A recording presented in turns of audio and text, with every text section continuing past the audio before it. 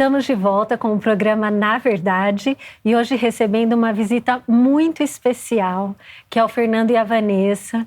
Se você perdeu o primeiro bloco do programa, você tem que dar um jeito de assistir.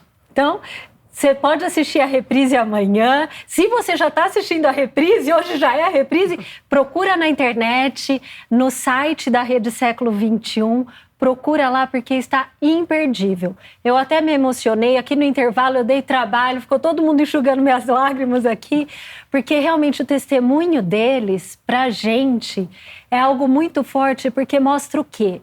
Que a única segurança que a gente tem nessa vida é nosso Senhor Jesus Cristo. É a nossa fé católica, que é forte, que ela não se deixa abalar no caos desse mundo.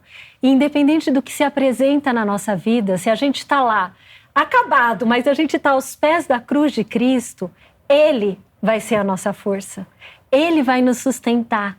Então, eu pensei muito, Fernando, escutando você e a Vanessa, a gente abriu o programa falando da questão de aquelas síndromes, aquelas malformações que podem ser diagnosticadas no pré-natal, muitas vezes, em alguns países, e infelizmente no Brasil, se faz o aborto às vezes, né? Mas existem tantas situações que o diagnóstico vai vir depois. Uhum. E aí a gente percebe o quê? Que no fundo, é uma grande ilusão a gente achar que a gente vai afastar o sofrimento, entende? Exato. Que ele vai se apresentar. E eu lembrei muito do Papa Bento XVI, que ele fala que alguns momentos da nossa vida, o que a gente tem é a cruz de Cristo e a gente não vê onde que ela está fincada. Porque a gente se sente tão abandonado, porque Cristo na cruz, ele se sentiu abandonado. E o abandono, o sentimento de abandono é algo muito forte, né? E o Papa disse isso, pensa para o Papa falar isso, né? Sim. E então algumas situações na vida a gente sente isso, mas existem vidas que mostram isso, e a vida de vocês mostra isso para o mundo, entende? E, em contrapartida, é aquele testemunho de São Paulo que fala, se Cristo não ressuscitou, de todos eu sou o mais digno de lástima. Exatamente. Então é isso, a nossa esperança, a nossa alegria é o céu, a nossa vida está lá, aqui, a eternidade começou. E a função de vocês é educar esses filhinhos para o céu. E essas crianças que hoje, neste mundo, apresentam essa deficiência, elas também são capazes da glória de Deus. Com certeza. São almas que são capazes disso. Então, a função é educar para o céu. Então, é uma educação diferenciada, mas a finalidade é a mesma, né? Exato. Então, meu coração se emocionou muito. Eu queria dizer que vocês já vou adotar vocês nas minhas orações. Obrigado. E aí eu queria, aproveitando, já que eu tô uma tagarela nesse bloco, eu não falei nada no bloco passado, só fiquei chorando. E agora eu começo tagarelando, né? Mas é que, por outro lado, eu acho que vocês passaram por esse momento profundo de conversão e de compreensão. O que a Vanessa falou, essa questão de que a doença, o sofrimento é fruto do pecado do homem no mundo, mas que Deus nos deu o seu Filho, que assumiu tudo isso. Nas chagas dele fomos curados. Exato. Ele assume tudo isso e nos dá essa nova esperança. Mas, por outro lado, hoje, a gente falar isso parece um pouco politicamente incorreto, né? Porque hoje, assim, as pessoas querem tratar também as pessoas que têm uma deficiência como se apagar essa deficiência e essa coisa da inclusão, que eu acho que precisa acontecer, mas hoje tem acontecido de um jeito esquisito na sociedade, né? Como se não houvesse sofrimento e como se, de repente, ela não precisasse ser tratada de uma maneira diferente para que ela seja desenvolvida nas potências dela também, né? Queria que vocês falassem um pouquinho sobre isso. Então, eu acho um tema muito importante da gente conversar. Eu acho que eu vou ser bem sincero, o politicamente correto nos irrita muito nessa questão. Santo Tomás, quando ele, na Suma Teológica, quando ele trata a respeito de disfunções ou inabilidades mentais, seja de qual natureza, ele usa o termo de corrupção da natureza, né? E hoje, assim, a primeira coisa, quando você fala do autismo, eles já gritam, porque não é doença, Porque autismo não é uma doença, é apenas... E aí vem querer dourar a pílula, sabe? E vem... Gente, mas é um transtorno, né? E eu digo para vocês o seguinte, né? Eu já, pra vocês terem uma ideia, já tem... pessoas se aproximaram da gente, romantizando de tal modo a situação, que chegaram a dizer para nós assim, eu queria muito que Deus me desse um filho autista. A pessoa chegava para nós e dizer, eu queria muito que ele me desse um filho. Você não tem ideia do que você está falando. Você não tem a mínima ideia. Nós amamos os nossos filhos com todas as nossas forças, mas nós não amamos o autismo. O autismo não é uma bênção. O autismo não é uma bênção. É um sofrimento para a criança também, não é só... E digo para vocês, isso, eu e a Vanessa temos isso muito claro, muito claro. Quando nós ressuscitarmos com corpos de glória, meus filhos não serão mais autistas. Não serão mais autistas. Nós vamos conseguir ouvi-los, nós vamos conseguir conversá-los, nós vamos conseguir estar na visão beatífica, vendo Deus como Ele é, e a primeira condição passou. Nós vamos estar em novos céus, em nova terra. E essa é a nossa fé, e aqui é brevíssimo segundo. Né? E nós vamos vencer dia após dia as inabilidades deles, as potencialidades, nós vamos descobrir, vamos trabalhar aquilo que for disfuncional, nós vamos descobrir maneiras de ajudá-los, né? E quando eu vier a faltar, quando a Vanessa vier a faltar, nosso Deus não vai faltar aos nossos filhos. Né? E vai estar com eles, porque foi Ele quem nos deu Rafael, foi Ele quem nos deu Isabela, Ele nos deu Daniel, e é fiel e vai continuar com os nossos filhos. E aí, talvez, não sei, as pessoas acham que a fé romantiza as coisas, né? Ou que a fé é alienante, né? Que a gente fica com esse discurso alienante. Eu acho que não existe nada que nos jogue mais na realidade das coisas que a fé. Que legal. E a cruz, né? Porque, a realidade da cruz. Porque o que eu vejo com as pessoas que não têm fé, o que eu vejo nas pessoas que não têm fé quando vem um autista em casa, eu vejo divórcio. É isso que eu vejo. O que eu vejo nas pessoas que não têm fé, para fugir da realidade, elas bebem. Elas usam drogas, elas fogem do problema. Desespero. O meu Cristo me joga na realidade de todos os dias, de olhar para o meu filho e ser homem todo dia. Eu preciso ser homem. De assumir meu filho de novo, e de novo, e de novo, e de novo, e meu casamento de novo, de novo, e de novo. A minha fé não é alienante. E quando você diz assumir o meu filho, o meu casamento, eu fico pensando, né, as mães com crianças autistas, elas possivelmente, posso pensar que elas têm um esgotamento físico e mental bem maior do que as mães que não têm filhos com necessidades especiais. Não é isso, Vanessa? Sim. Penso que deva ser isso. Existe. Não é? E o cuidado que o marido tem que ter com essa mulher, não é? O dobro de atenção, o dobro... Então, isso me parece ser muito oportuno, Fernando, essa observação que você faz. Eu sou muito devedor. Minha esposa merecia muito mais do que eu dou. Queria dar muito mais, né? Eu lembro, quando eu conheci a Vanessa, eu lembro que eu morava numa cidade do Rio Grande do Sul, eu morava na cidade de Pelotas, eu sou curitibano, morava em Pelotas e me mudei para São Leopoldo, onde a Vanessa estava. A Vanessa tinha acabado de ter uma experiência com Deus. Na cidade, o grupo de oração dela era um grupo, só tinha idosos no grupo, né?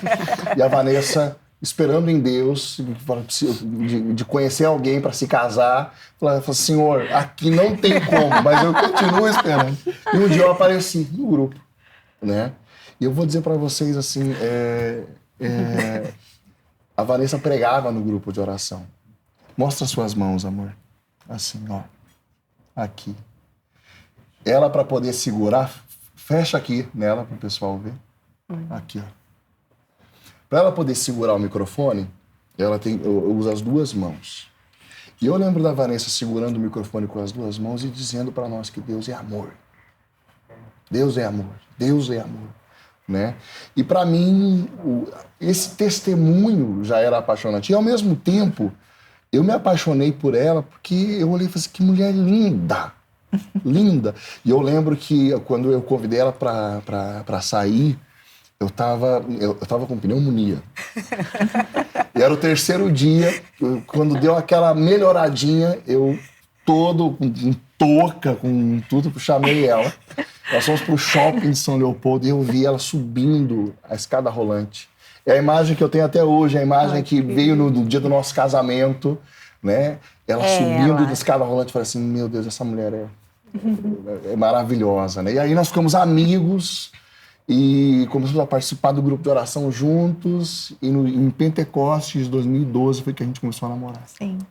De verdade, de lá pra cá, só tem crescido o nosso amor. Essa é a verdade, né? E os nossos filhos têm nos ajudado nisso. Vanessa teve que me amar muito, me perdoar muito, porque eu sou muito falho, né? Mas com a graça de Deus a gente está aqui, né? Somos firmes, né? E eu acho, Vanessa, não sei, alguma coisa que você também queira colocar sobre essa questão do... A gente lida muito com pais, porque nós levamos nossos filhos às terapias, tá? Terapia em diversos lugares. São 3 crianças autistas, então a gente passa pelo menos 3 vezes por semana, meia hora em algum lugar esperando atendimento em terapias. Muito mais, né? Muito mais. E é interessante quando a gente fica na sala de espera com os pais que vivem aquilo que a gente vive.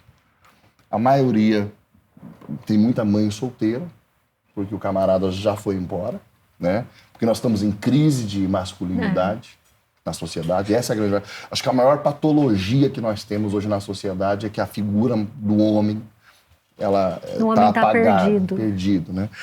Esse programa, um parêntese no meio do parêntese aqui, mas esse programa é providência de Deus, né? Porque vocês estão fazendo um trabalho de luta contra essa cultura de morte que está aí, né? E existe uma cultura de vida, existe uma cultura de Pentecostes, como João Paulo II gostava de falar, né?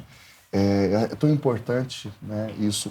Quando a gente está nas salas de espera, voltando para esse assunto, mães solteiras ou aquele camarada que fez do autismo a sua vida. Então, eles são militantes do autismo, que chega a ser extremamente chato. Nós louvamos a Deus pelas pessoas que estão lutando pelos direitos. Por políticas públicas.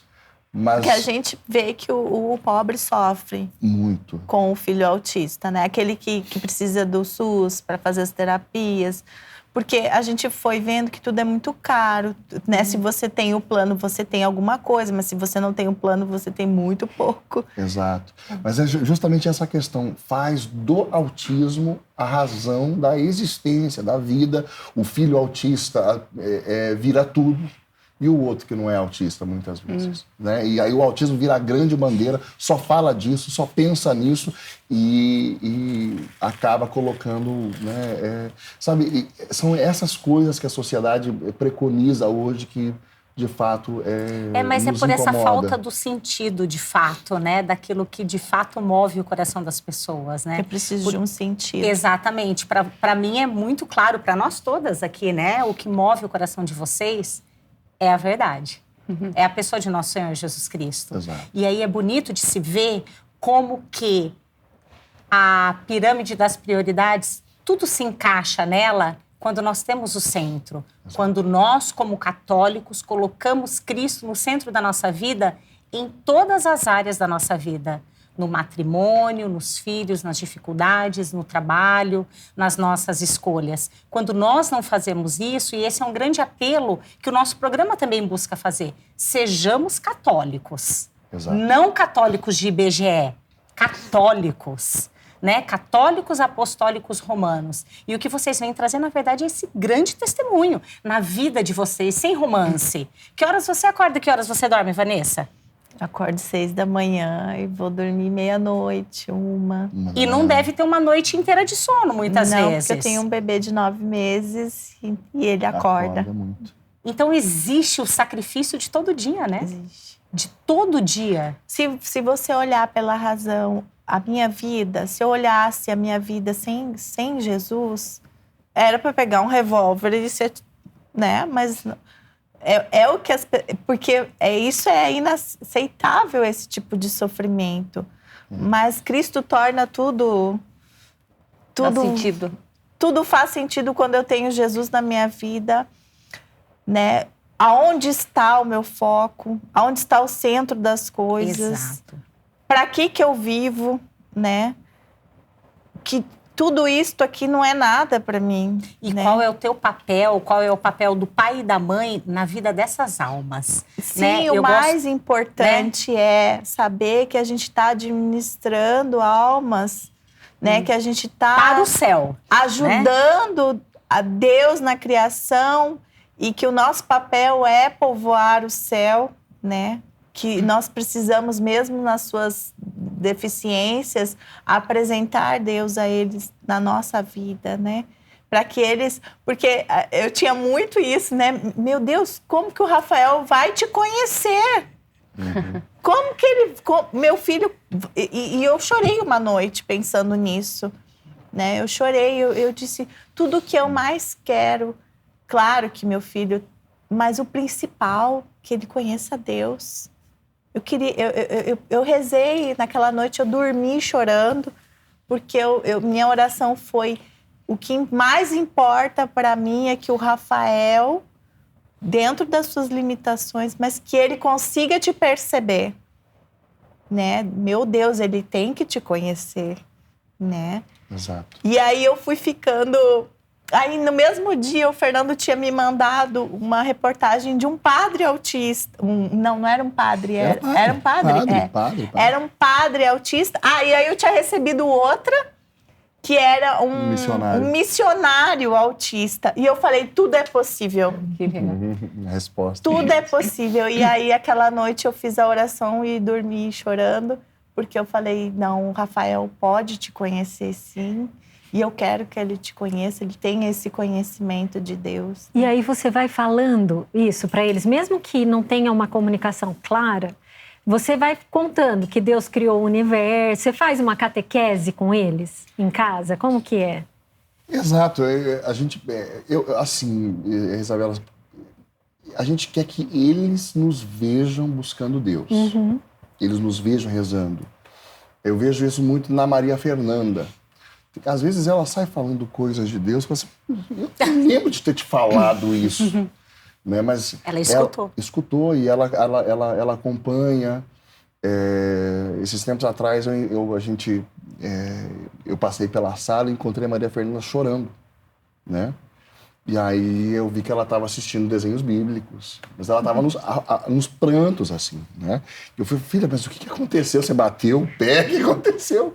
E aí ela contou, não, pai, é que a filha do Jairo já morreu. Ai, e aí Jesus veio e tomou ela pela mão e ela tá viva. E eu fiquei feliz. Ai, né? gente. Ela estava chorando de emoção. E aí, ela se emocionou. E aí vem a resposta. Aí ela disse para mim assim, e se ele fez isso com a filha do Jairo, ele não pode fazer isso com o Rafa? Não pode fazer? Eu falei, claro que pode, filha. Aí, de novo, a gente fez a nossa oração pelos nossos filhos, né? E esse progresso em cada um deles, o modo como eles vão, de fato, realmente galgando coisas que não conseguiam fazer. Hoje o nosso filho, o Rafa, já consegue falar muito mais do que antes. A gente percebe que a ele Isabela tem deu saltos assim, né, Vanessa? A Isa, quando era bem pequenininha, ela era toda da Vanessa, e ela tinha muita dificuldade comigo, né? Era só a mãe, né? Isso eu digo... Doía. Nossa, poxa vida. E, de repente, né, essa menina, hoje, a Vanessa até... Ela fica... Se deixar, ela fica pendurada em mim, assim. Garrou amor. Não, é uma coisa, né? E é um carinho de Deus tremendo também, né? Ela é muito carinhosa. E agora, A Isa tem autismo. Autismo. E ela é carinhosa? Porque Muito. eu tenho a impressão, muitas vezes, que eles têm uma dificuldade de demonstrar afeto. Isso é de fato ou depende? Depende. Depende. Tem, sim, uma dificuldade, porque quando a gente percebe que quando eles eram mais novos, eles não tinham iniciativa de abraço, beijo. A gente não era abraçado e beijado por eles, assim. Só o Rafael. O Rafael, desde pequenininho, ele era muito afetuoso. Ele é muito afetuoso. Ele se esfrega nariz, ele é muito carinhoso. Mas a Isa e o Daniel, não. Desde pequenininhos, eles não eram, assim, afetuosos, né? Foi algo que eles adquiriram. Sabe o que eu acho maravilhoso de tudo isso aqui? Eu fiquei, assim, também pensando.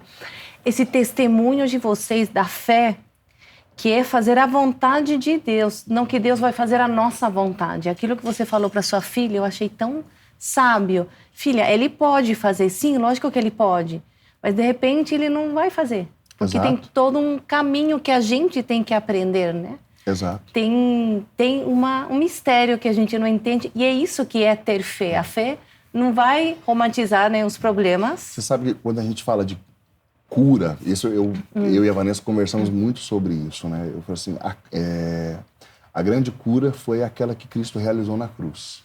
Né? Você sabe, a palavra cura no latim é salus, que é a mesma palavra de salvação. Né? Então, nossos filhos são curados e receberão cura plena em corpos de glória. Essa é a nossa fé, essa é a nossa esperança. Enquanto cristão, sabe? Esse imediatismo que tem tentado, que tem esvaziado a fé, né? Isso é algo que eu rechaço assim com todas as forças. Eu acho que isso prejudica. Tem muita gente hoje revoltada com Deus, mas não com o Deus verdadeiro, com o Deus que ela criou, que ela projetou, com a imagem tem, né? Né? E é um Deus projetado, né? Isso, e para atender as vontades dela. Para fazer a nossa. Né? É um Deus vontade. Meu, é um Deus criado por mim. Exatamente. Essa fé milagreira, né? Que eu acredito só se tem um milagre. Então, ele vai fazer a minha vontade. Então, isso aqui não é a verdadeira fé. Por isso que eu acho tão maravilhoso assim, o testemunho de vocês. Porque o milagre, ele tem uma força de conversão, de chamar atenção e de mostrar que quem manda nisso aqui tudo, quem é, entendeu? Exato. O milagre tem essa força. Exato. Mas uma vida vivida no sofrimento e na alegria, que é o sofrimento do cristão, existe uma tristeza, mas ele é repleto de esperança, entende? Exato. Então, a força que essa vida tem de testemunho, eu não sei, eu não posso falar se é mais forte ou não, porque não são realidades comparadas. Porque uma coisa é uma pessoa miraculosa que recebeu um milagre, outra coisa é a pessoa que eu vejo que é um milagre também, entendeu isso? Exato. Você receber a esperança, a alegria, a força, né? A força numa vida que, para o mundo, está fadada ao fracasso, entende? Porque é isso que o Fernando estava falando. Muitas famílias se desentregam, Exato. com um sofrimento desse, entendeu? Isabela, quando eu lembro disso na época de seminarista, quando a gente ia para as orações todos os dias e pensava nas virtudes teologais, fé, esperança e caridade, fé e caridade eram coisas que, da vida dos santos, da espiritualidade, eram, para mim, era um objeto de oração, objeto de diálogo com Deus com muita facilidade.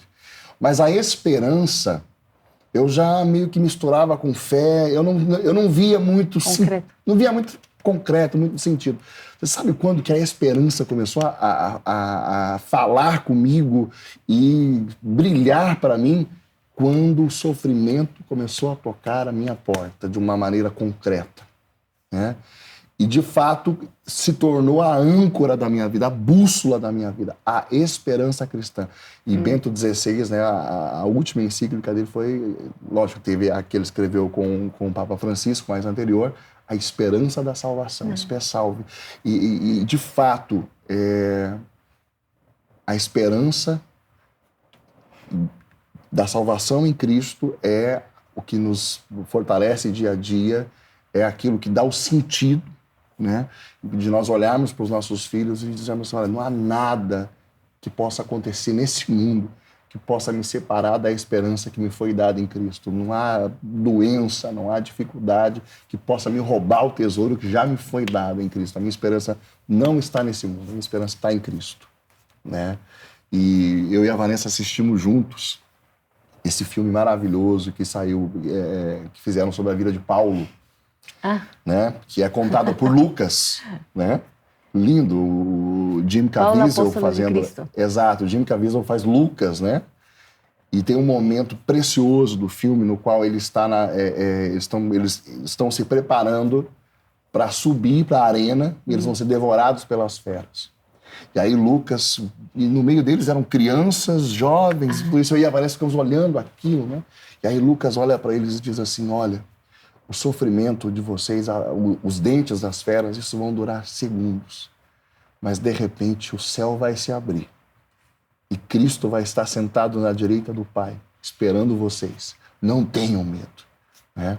Aí eu começava a lembrar de Inácio de Antioquia, dizendo, olha, deixai-me ser pasto das feras pelas quais eu chegarei a Deus. Eu sou trigo de Deus moído nos dentes das feras. Então, eu vou dizer, olha, nós temos os nossos filhos autistas, nós temos os nossos sofrimentos, as nossas dificuldades, mas a nossa alegria vem da esperança cristã. O céu é logo ali. O céu é logo ali. Nós vamos ver a glória de Deus, nós vamos ver os nossos filhos. Esse filme me ajudou tanto, porque tem dias que são muito difíceis. Então, me ajudou nesse sentido de já vai passar, né? Tudo vai ficar bem. Tanto que a minha filha, ela aprendeu, depois de mamãe e papai, tudo bem. Tá tudo bem. Tá tudo bem, né? A Maria Isabela, tá tudo bem, mamãe. Tá tudo bem. E eu, não, filha. Agora não tá tudo bem. Mas é porque eu dizia pra ela sempre. Porque tem dias que são muito difíceis. E aí eu dizia pra ela, não, vai ficar tudo bem. Vai passar, né? Mas era meio que uma oração, tipo, né? O céu já vai estar aqui. O céu já é logo ali. Tudo e esse diálogo constante com Deus, que eu imagino que você tenha, né, Vanessa? Especialmente nesses momentos. Eu busco muito, porque senão é muito difícil às vezes, porque eles têm as dificuldades dele. E às vezes fica uma coisa que eu caio em mim e eu não sei o que fazer agora, né? A casa está caindo e eu não sei o que fazer, eu não sei o que fazer. E aí vem o Espírito Santo e sopra nos teus ouvidos, não é? E não é uma fé e uma experiência. Isso é importante, a gente repete isso. Nossa fé não é alienante. Não é que nós estamos aqui vivendo, né? Não faz de conta romantizado. E postergando o ser feliz. Essa esperança me faz vencer o sofrimento e me faz feliz aqui. Até porque as coisas lindas, a vida dos nossos filhos, cada um deles é muito superior do que qualquer dificuldade. Quando você olha para eles e eles sorriem, e eles falam, e eles demonstram um afeto. E cada avanço, não é? Sim, isso é muito superior do que aquilo que aconteceu ontem. Sem dúvida. Sabe? Aquilo que aconteceu ontem eu já esqueci, sabe? Eu aprendi que passado já passado, aquilo não. Eu tenho hoje para ser santificado, né, Vanessa? Eu tenho que trabalhar todo dia. Cada dia de uma vez, cada dia. Porque assim, não é uma tragédia, o autismo não é uma tragédia, mas ele não é fácil. Então eu tô nesse aprendizado, né, de um dia de cada vez, porque eu já me desesperei, né? Já tive que parar e botar tudo em ordem, não, peraí, né? E Deus nunca falha, né, Vanessa? Ele não acho abandona, que né? essa é a grande mensagem. Nós já estamos indo aí para o encerramento. Eu tenho certeza que você, assim como nós, gostaria de ficar pelo menos mais uma hora aqui junto com o Fernando e com a Vanessa. Eu tenho uma pessoa muito guardadinha aqui no meu coração que com certeza está escutando as palavras de vocês.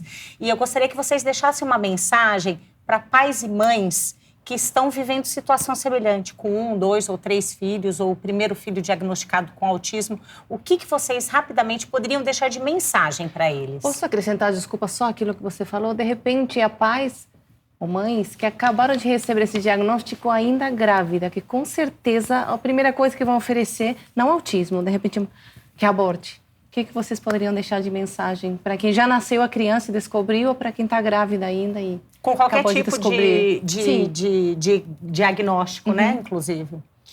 Exato. Eu acho que o que eu diria, como um pai que vive isso todos os dias, eu queria dizer assim que os padrões de felicidade desse mundo são falsos, são muito falsos. E esse filho, nele Deus colocou a felicidade, Deus colocou todos os meios que você precisa para ser feliz.